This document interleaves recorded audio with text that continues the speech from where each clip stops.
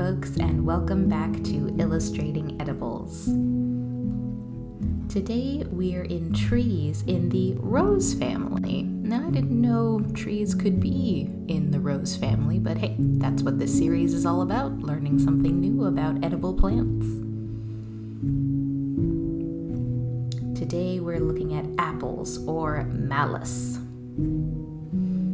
The berries of Pacific crab apple served as an essential food item traditionally, and they are also an important food for First Nations in BC today.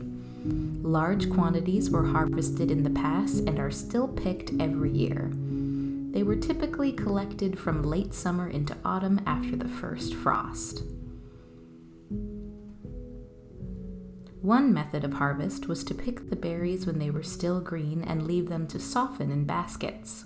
They were either eaten fresh with eulachon oil or stored for winter.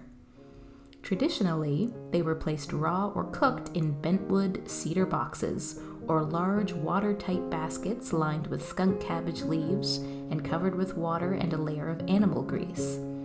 They are preserved today by canning, freezing, or being made into jelly. For some First Nations people, crab apples were used only in ceremonial situations, such as potlatches or large feasts. Boxes of Pacific crab apples were a common trade item in the past and were also used as gifts at events such as weddings. The fruit of Pacific crab apple is rich in pectin, so it can be added to low pectin fruits when making jams and jellies. The common apple, which is what I'm drawing here, was one of the first fruits to be cultivated, and it is the most widely cultivated fruit tree.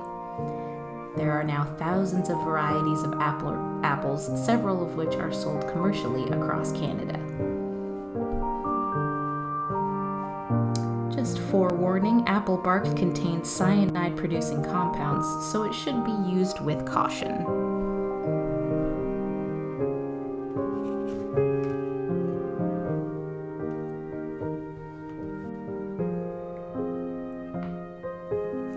The bark of Pacific crab apple, trunk, branches, or inner bark, was used to treat a number of ailments and was considered by some to be a cure-all tonic. It was valued for its laxative and diuretic properties and used to treat problems such as, here we go, stomach disorders, diarrhea, dysentery, blood spitting, ulcers, heart troubles, intestinal disorders, consumption, coughs, fractures, rheumatism, and sciatica. It was also used for sore eyes, eczema or skin troubles, and wounds. Pacific crab apple was considered a fattening medicine and blood purifier. The leaves were chewed for lung trouble.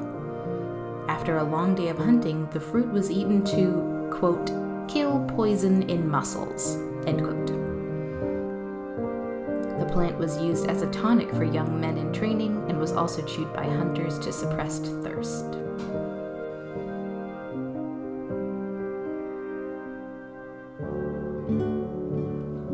The wood of Pacific crab apple is hard, close-grained, and durable, and was used to make a number of items including bows, digging sticks, sledgehammer handles, mallet heads, axe handles, spoons, halibut hooks, fishing floats, mauls for driving stakes, and seal spear prongs. The sticks were used to strike rods of cedar while hunting, which would make noise to drive animals into the open. The sticks were also used to retrieve special cooking stones used for cooking edible seaweed. The crab apples are eaten by grouse, which were sometimes hunted during crab apple harvesting.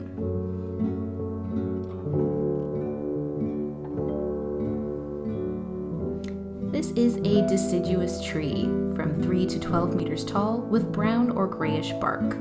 Leaves alternate, elliptic to lance-shaped, toothed and sometimes lobed, dark green to yellow-green above and paler, slightly hairy below.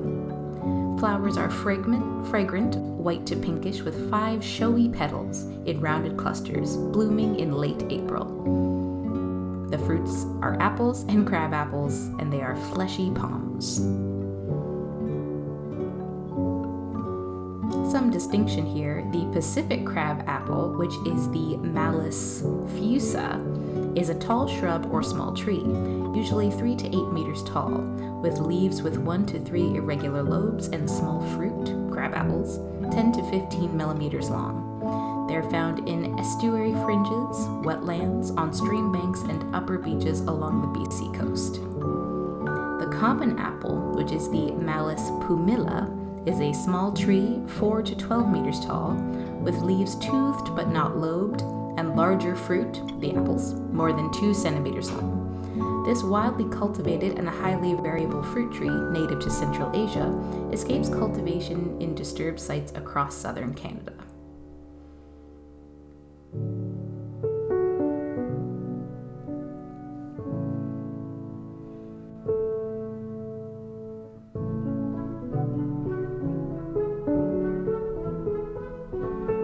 This was probably, or is probably, my favorite piece so far.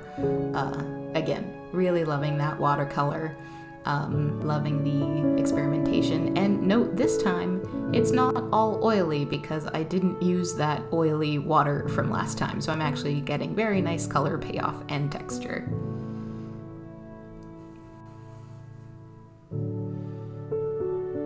I'm not sure why I wanted to do apples, maybe because apples remind me of spring. I can't remember the last time I've had an apple. And of course, my favorite apples are Honeycrisp, the most expensive kind of apple you can get. But I remember last fall, really wanted to go apple picking. And why didn't we go? It was just one of those things where it's like, oh, we'll go next year, we'll go next time.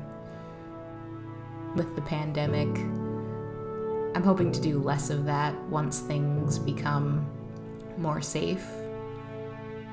Well, completely safe. We don't leave the house. We're not leaving the house until it's completely safe. But just not kind of taking time for granted. Something I've definitely learned is that, time is not real. It's a construct. So I've been saying life is long and moments are short, because I tend to get anxious from moment to moment. But in those moments, it's helpful to remember, hey, this isn't going to last for very long, this feeling. It's only here for a few seconds or a few minutes. And at the same time, you're missing all the good stuff that's happening that will only happen for these few seconds or a few minutes.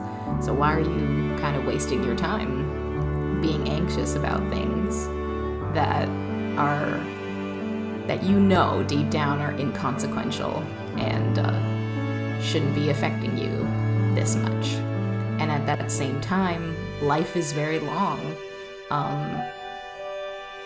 You might live till you're 100 years old, maybe not that long, but there's still many years of your life ahead to do the things that you love. So there's also kind of no rush. You have all the time in the world to do the things you want to do. And that's an incredibly fortunate position to have, that I have for myself, because you still have to figure out how to live, how to fend for yourself. But if you're in a position where the fending for yourself isn't the problem, and yet you still kind of feel rushed or unfulfilled, just take that into account. Life is long, moments are short, and you can only really have control over the small moments in your life. You can't control the past and you can't control the future. You can plan, but if there's also one thing I've learned is that planning is not enjoyable. When you plan out your life, you can have goals and dreams, but if you sacrifice the current moment for a future that isn't guaranteed, that's when you should probably reevaluate that balance. It's like, don't sacrifice your present joy or even just your present moment, your present worries for the future, because the future is never certain. And if you become comfortable kind of in that, comfortable with knowing that the future isn't guaranteed, you'll find yourself maybe a bit more at peace in the present, so that when bad things do happen, you're not necessarily constantly worrying about things that might happen, but you're kind of more still and solid in the present moment. And that was a bit of a rant. I don't know where that came from. I was talking to some friends about, life, and got on that topic. And actually, that's kind of what's nice about learning about plants as well. The apple, it's not supposed to be here. It's not supposed to be in Canada. It's not, at least not the ones that we usually eat. I've eaten crab apples before, not the Pacific crab apple. And they're just so different, yet they're kind of the same plant. And people love apples, but it's not supposed to be here, and we sometimes sacrifice a lot to get them here. And they're apparently very good for us. But even with, it's very poetic kind of working on these. It's like the changing of the seasons, the flowers bloom in spring and the apples come in the fall.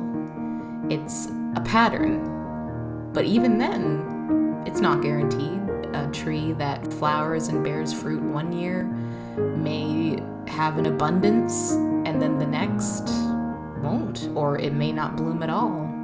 Maybe its environment didn't lend to a productive yield.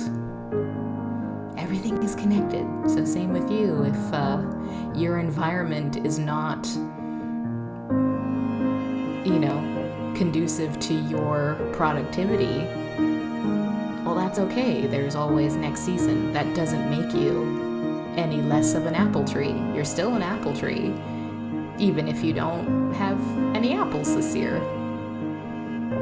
Does that make sense? I don't know. I hope that makes sense.